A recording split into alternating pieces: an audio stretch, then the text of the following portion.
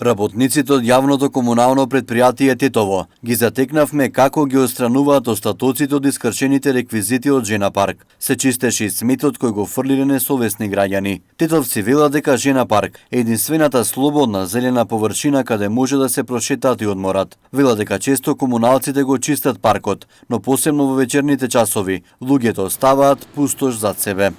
Иначе сумото вамо од пржава бабша сум, ама доаѓам овде вака помирно, нема многу возила. Ама не е чисто. Не е чисто, има прljano све што. Најлон е, ево покушават овие, ама сами ние сме криви.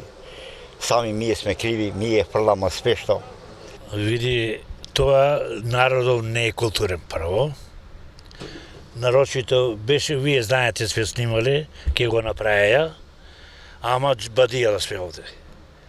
Ба, џабе, ако не се одржава, бадијала све. Тоа треба култура да има народот, па после све со ред. По крша, еве, имаше куќиće тамо, овде имаше за играње тоа деца. Убаво е, све убаво што ќе се направи. Треба да се чува, ама ај, кому да кажеш? Зашто народот сам за себе не го чува.